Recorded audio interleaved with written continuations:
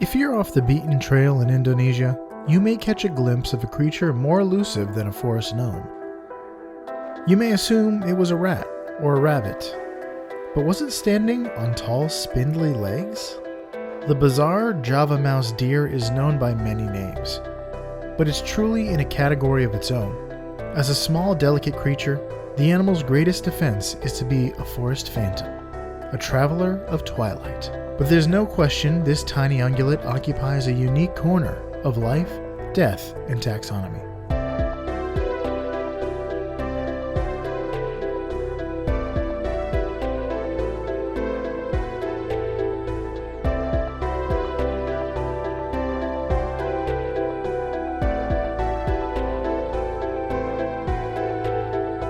Welcome back to Life, Death, and Taxonomy. It's your 30 minutes of interesting animal information. I'm Joe. And I'm Carlos. Thank you to Cassie for the creation of our theme song. To hear more of Cassie's music, please search Cassie Michelle on YouTube or Spotify. And thank you to Johanna for the creation of this week's artwork. To check that out, you can follow us on Facebook or Twitter at LD Taxonomy, or visit us at our home on the web at ldtaxonomy.com. And a very special thank you to our patrons, Tristan Taylor, Jesse Raspulich, Carol Raspulich, and Paul Chomo. Thank you so much for your contribution. Your support is greatly appreciated. Thanks for helping us keep the lights on. And today we're talking about a tiny deer rodent that is neither a deer nor a rodent. But more on that later. Very true. We are talking about the Java mouse deer. If there was ever an animal that belonged in the world of Avatar: The Last Airbender, it's this one. Yeah. It's the mouse deer, like the platypus bear. Yeah. The sky bison. But it's not just a front half and a back half sort of situation. Although, we'll get into the description, but this looks, it's not quite that abrupt, but it looks, my very first nickname here is the cutest chimera. It looks like an amalgamation of a couple different things, but the end result is, it's definitely not like stoat level cute. Definitely not even Amazon River otter level cute. Why would you just say that? Why would you just lie? I know how you feel about the Amazon River otter. I know you feel strongly about it. So yes, it's the cutest chimera. It's the tiny dancer. It's the great mouse deer detective. It's the Java mouse deer. Do you want a science or two for this one? Sure, give it to me. Should we science it? Mm-hmm. Because we are sciencemen. No, we're not sciencemen. Although we do practice the scientific method sometimes, like when I want to find out whether or not my milk has been expired. You give it to a dog and see if it dies. Yeah, that's what I have to do every time. The kingdom is either one you know, love, and are in. The kingdom is Animalia. The phylum is Chordata. Class, Mammalia. It's probably you probably guessed that. I mean, it may not be a mouse or a deer, but it's probably a mammal. The order is Artiodactyla. This is an ungulate. Mm-hmm. Like whales. Yes, it's an even-toed ungulate. I think, aren't humpback whales odd-toed ungulates? Yeah. Because they have two flippers and a foot and a tail. Yeah, so it's an even-toed ungulate. The family is Tragulidae. The genus is Tragulus, and the species is Javanicus. So Tragulus javanicus. I like doing the taxonomy for mammals because it's easy. It's simple. It's straightforward. It does a lot of it's damage. kingdom, phylum, class, order, family, genus, species. There's no like suborders or macro orders or infraorders or tribes or subfamilies. Like it's just like the first three right off the bat usually. Yeah, I mean it's a mammal, so I do know, and I can usually like hazard a guess at the order, depending on what it is. Like this one, I knew it was Artiodactyla just by looking at it, because I'm just so good at animals now. Uh-huh. How long have we been doing this? 4 years, probably. 200 and something, 200 plus weeks. We started this in like 2017, and it's 2022, so we're probably coming up on 5 years of this show. So we better be good at animals, right? I don't know. Yeah. I'm not there. So yes, the nomenclature is Tragulus javanicus. But since we're in the business of naming things, it's time for my favorite part of the show, Critter Groups. The part of the show where I ask you, Joe, a question. The question is the same every time. What is the name of the group of this animal? Or what is the term of entry? Or what is the collective noun? It's all the same thing. If you saw a group of mouse deers, what would you call it? Now, there is a word for mouse, for the group of mouse deers, but it's super boring. It's a herd. Yeah, whatever. I want to figure out what I want you to guess what the collective noun would be for a mouse and a deer. So, like collective noun for mouse, collective noun for deer. So we're doing this a little bit different. So, is the collective noun for a mouse collective noun for a mouse, collective mouse? It's just like a hive consciousness for a rat king. So is the collective noun for a mouse and a deer in that order? A colony and a rut. So colony for mouse, rut for deer. B, a hamper and a rumble. Hamper for mouse, rumble for deer. You get it. C, a run and a brace. Or D, a mischief and a bevy. I'm leaning towards A and C. So colony and rut is A. Now, hamper and rumble is B. A rut, run and brace is C. The rut is not the collective noun. It is the season of the breeding season for ungulates usually. I'm going with C. Final answer. Incorrect. The answer is mischief and bevy. It's a mischief of mice. How cute is that? I was thinking maybe mischief, but I was not thinking bevy. Like, Stuart Little is just up to so much mischief. And so is the mouse on the motorcycle, because what is he doing on a motorcycle? He's doing this. That's a lot of mischief. That's so mischievous, though. So yes, it's a mischief of mice and a bevy. Stuart Little was a good deers. boy, and I'll have you put some respect on his name. He was a good boy, despite what Nathan Lane said. All right, would you like... so, all that to say, that the Java mouse deer is not a mouse or a deer. So, all of this is just... It's just not helpful. The answer is a herd. Poor Nathan It's Lane a herd. is constantly pitted against mice. This is true. They should have thrown in a little gag at in Lion King. Yeah.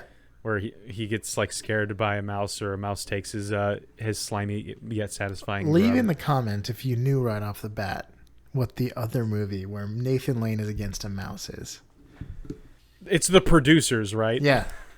Will Ferrell plays that mouse. Yeah, he's just a Nazi mouse. he's that movie's hilarious. I gotta go back and watch The Producers. And I gotta go back and watch the movie that everyone's gonna comment on. I'm not even gonna say it. All right, so the mouse. So you want to hear what? Let's get into the description. The mouse deer is exactly what it sounds like. Like I alluded to earlier, it just looks like a tiny baby deer with the head and face of a mouse, or like a weasel. A shrew.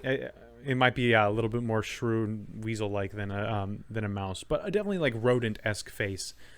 So it doesn't look like in Futurama, where I just always reference Futurama, but when the professor stitches the head of a mouse to a frog and calls them squeakums, it doesn't look like that. Mostly because the body doesn't look like a frog's, but it's not so abrupt. It's it looks like an odd but definitely continuous animal.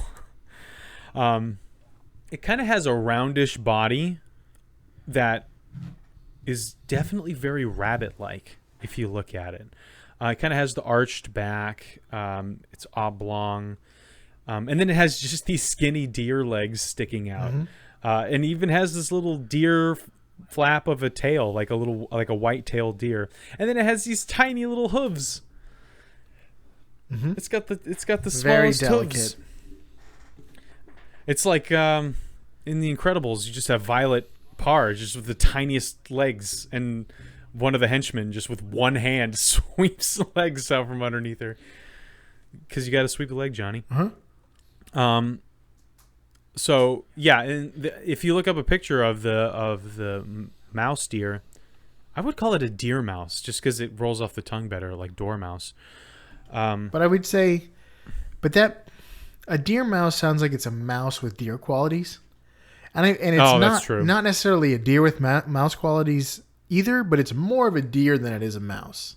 Yeah, I would agree with that, mostly because of the legs, and the tail and everything, and the order. But the order, the Artiodactyla order. When you're just looking at it, you don't see the order unless it's like wearing a shirt that says Artiodactyla. Oh yeah, if you look up a picture of this and you can see some where it's like laying down and you can't see its legs. It looks like it has a rabbit body. So I hope everyone's got this great picture of a rabbit deer mouse in their head. It has a pointed mousy face with large eyes, very large eyes, a long snoot and rounded ears. Its fur is grayish brown, becoming lighter and kind of orangish closer to the belly. It sometimes has spots, stripes. The belly itself is white and has these white and black stripes going all the way up its chest to its jaw, up its neck, into its jaw. And it would be bordering on cute if it were more mousy than shrewish. I think it's clearly cute. Really? I think it's weird that you think an Amazon River otter is cute and that this is not. But it also has these big tusks coming out that extend downward from its mouth. So it definitely has more. It looks fierce. And I think it's like a toddler with a fake sword. This is like a saber-toothed chihuahua. Yeah, that's exactly what perfection, it is. Yeah. It's perfect. Oh man, if you could now in the video editing you got to splice in Michael Fassbender saying perfection. after duct taping some fangs onto a chihuahua, then you have the mouse deer. But this he is so small, so small. But how small is he? Well, since we talked about its size, welcome to the Beloved Measure Up segment, the official listener's favorite part of the show. The part of the show when we present the animal size and dimensions in relatable terms through a quiz that's fun for the whole family. It's also part of the show that's introduced by you when you send an audio of yourself saying, singing, or chittering the words measure up into ldtaxonomy@gmail.com. We don't have a new measure up intro, but we're going to revisit the classics. Nice. We'll see if you can guess who it is.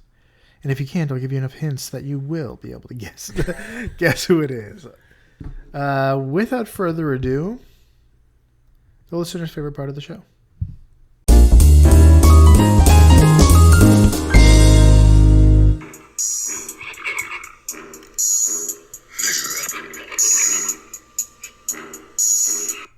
What? You don't remember that? No. I was expecting like the measure up part of that to show up. Well, you might have missed it. He does say measure up at the end, but it's like in a growl, a quick little growl.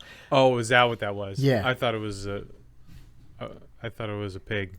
Like, measure up harder. So, it is this person splices the audio, the music I used in the honey badger episode. The email said, "Give me all your honey or I'll bite your fingers off."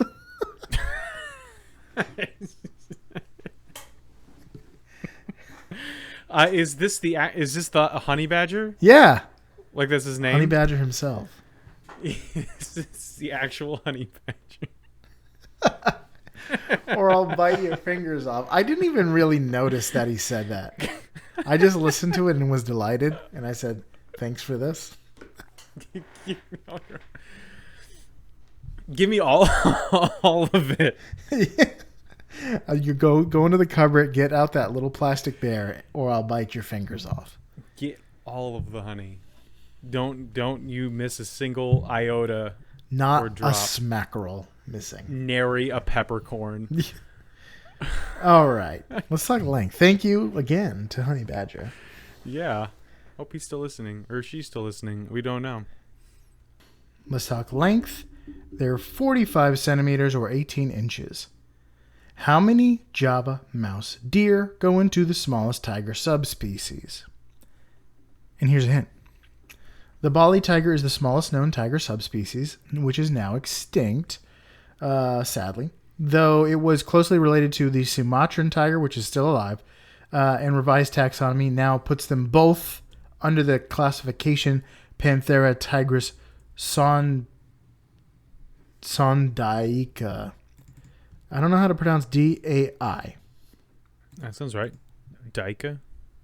Yeah, so I guess I don't really understand like the reshuffling and why things are reshuffled in taxonomy. Where I guess it's just because like the subspecies is extinct, but there's another subspecies which is genetically its predecessor. So maybe that then it's this, instead of making another subspecies, it's the continuation of this one. I suppose so. Taxonomy is funny like that. You can shift it around. Because it's all made up and the points don't matter. Well, it's because it's based on multiple variables, like genetics and characteristics. Yeah, it really should be. I always thought that like the one thing you could always fall back on the smoking gun was sexual exclusivity, or I forgot what the term was, but like they can only mate. Oh, if it's the species, they can only mate if they are and have viable offspring if they are in the same species. But that's not true. I know because we have. Well, no, Ligers. Because I don't think they're viable offspring though. I don't think they. Well, they're viable offspring, but they can't have viable offspring. Right. I think that's the point. I think that classifies it as not viable if the offspring is sterile. So I think that also goes for mules. All right. I'm saying that the answer is 3.3. Final answer. Yep. The correct answer is 5.1. Oh. Male Bali tigers were 22 to 220 to 230 centimeters or 90 inches. See, I thought they were 5 feet long. So I put 60 inches. Not quite. That'd Still be a pretty small tiger. tiger. Yeah. Alrighty, let's talk weight. They're between 1 to 2 kilograms or 2.2 to 4.4 pounds. That's so small. It's a little. It's a baby. It's a newborn. Smaller. Smaller. Like a preemie. A 4-pound baby is small. That's pretty small. Normal. How many Java mouse deer go into the largest serving of grilled satay? Here's a hint. Grilled satay is a dish of meat on a stick with sauce.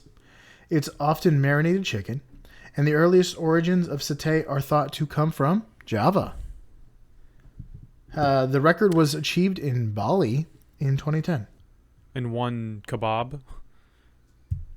Largest serving. So that could be like the amount made for an event. Yeah, that's really vague. Or the amount that fits on a giant plate or something.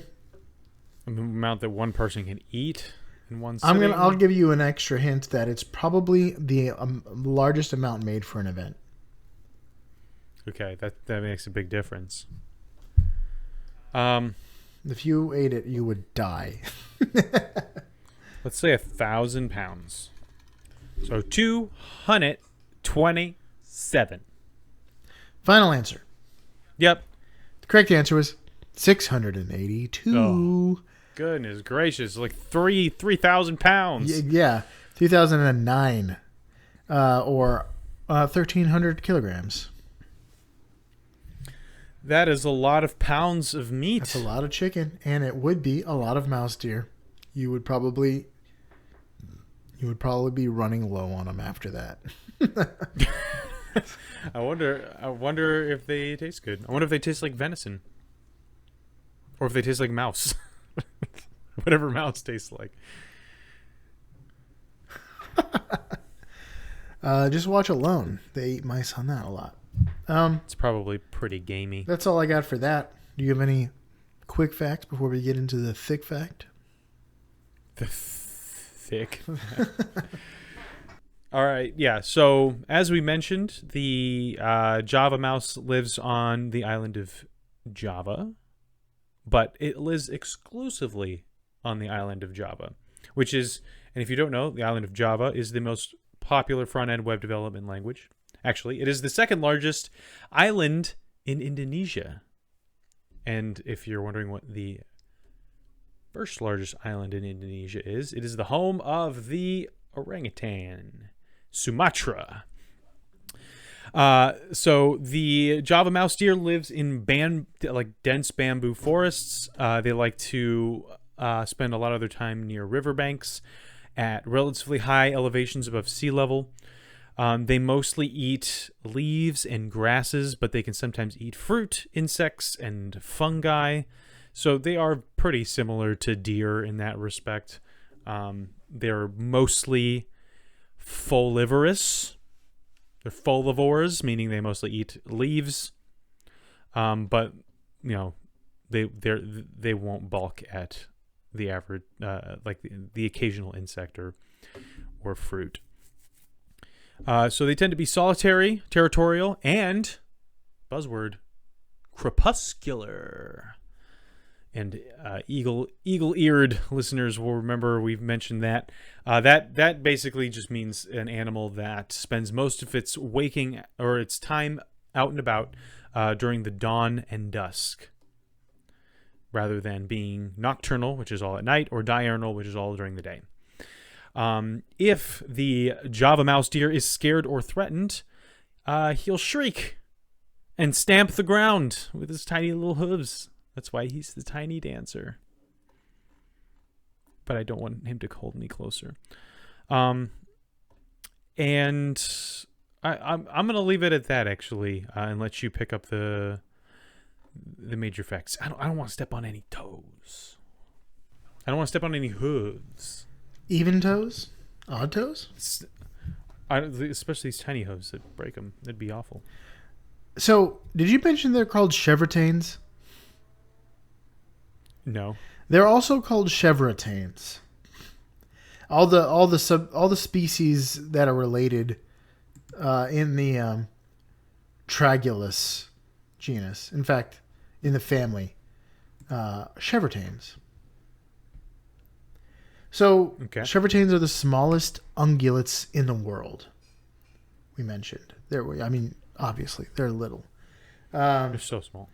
As a tiny mammal, it's developed several methods of survival in dangerous jungle habitats that it lives in.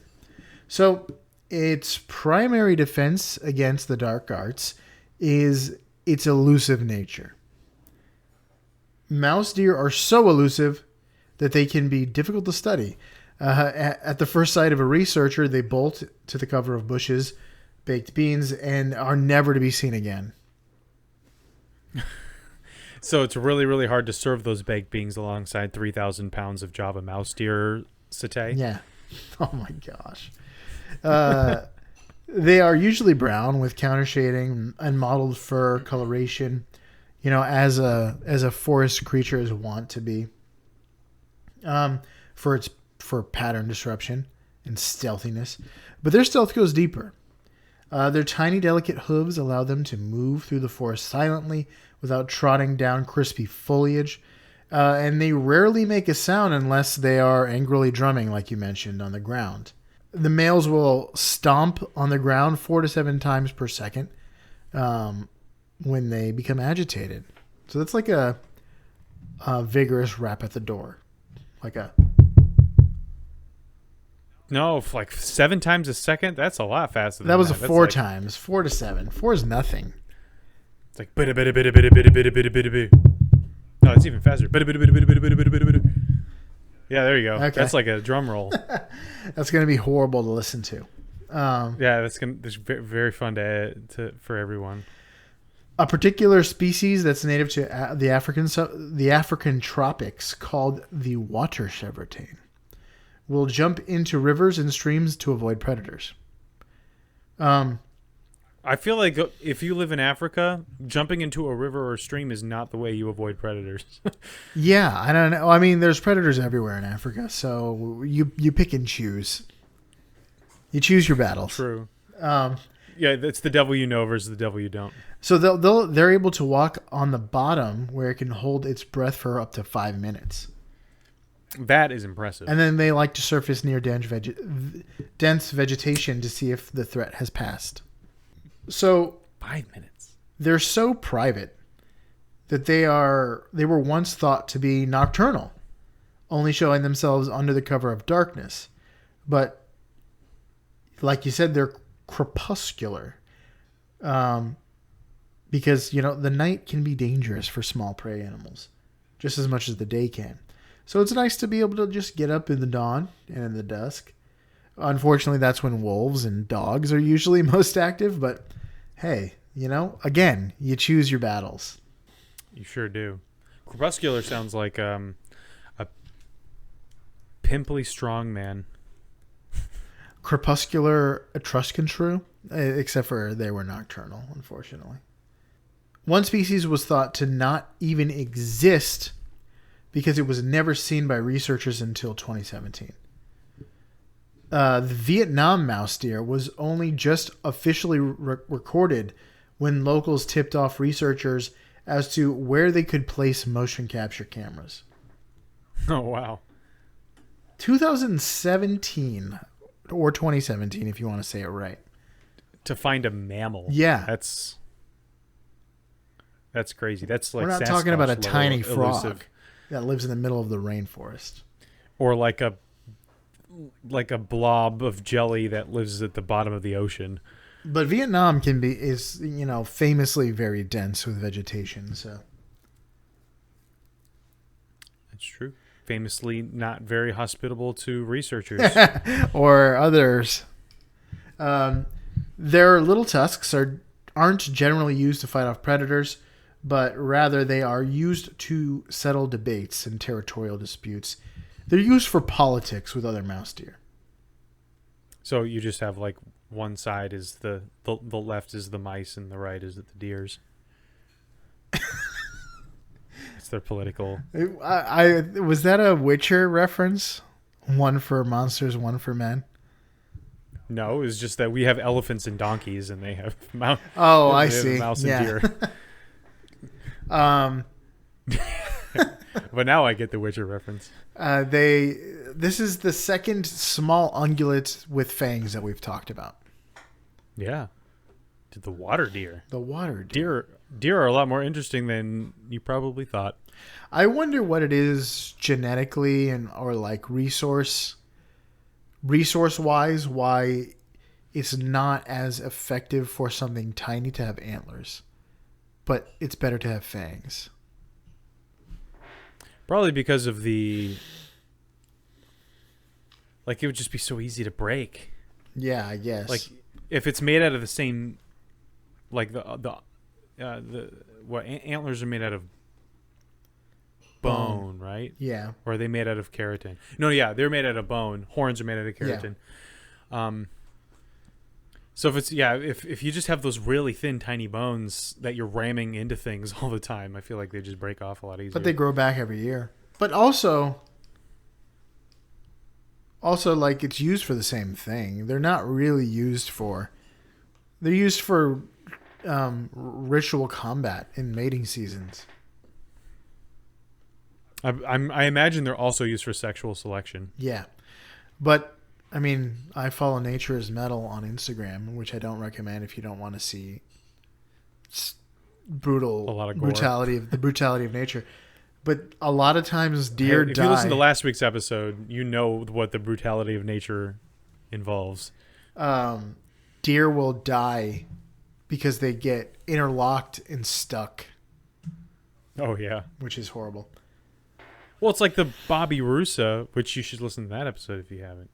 But they have Bobby Russa at the Jacksonville Zoo up here, and we go all the time. So every time I go by there, I'm like, oh, thank goodness that these guys have humans looking after them. Otherwise, their horns would grow directly into their skulls if they lived long enough. Tusks, What did I say? horns. Yes, tusks. That's what tusks. The tusks would grow, spiral around their mouths, around their snoots, and into their skulls and kill them. I saw a video of, I think, a sheep with a curly horn. It was either a sheep or a cow. And its horn was growing into the side of its like cheekbone. And a caretaker in the video, the caretaker was sawing off the tip of that and pulled it out. And you can see its eye, the relief in the animal's eyes. Like its eyes just go wide with like, oh, that feels a lot better. Oh my goodness. That's like the narwhal's perpetual state though, because that's that horn is actually a tusk that goes through its lip. Go check out our narwhal episode. We've covered a lot of animals. 200 of them plus more. Plus 200 and change. But that's all I got. All right, yeah. This is the mammal class is interesting because it's one of those things where you think you've got them all. The cow says moo, the pig says oink. You got the mammals. You know them. And then you're like, you find out that there's like 50 different kinds of weasels out there. and like shrews and voles and stuff, and you're like, oh, wow, huh? I thought they were all squirrels. I thought all of them were squirrels. But here's another example. It's a mouse deer. So yeah, very cool. So this is Java mouse deer. For you out there in Podcastia, stay elusive, stay small, and live the island life. Like the Java mouse deer here in Life, Death, and Taxonomy.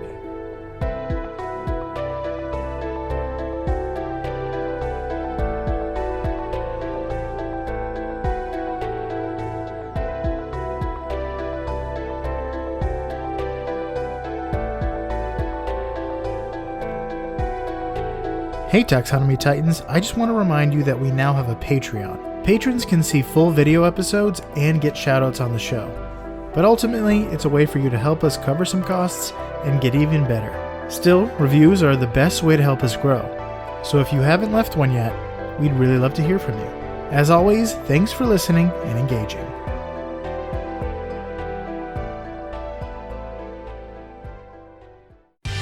Life, Death, and Taxonomy is my favorite in the world podcast. That'll be... Thanks for listening. That's a good addition to like whenever we talk about ungulates. Oh, it's an ungulate.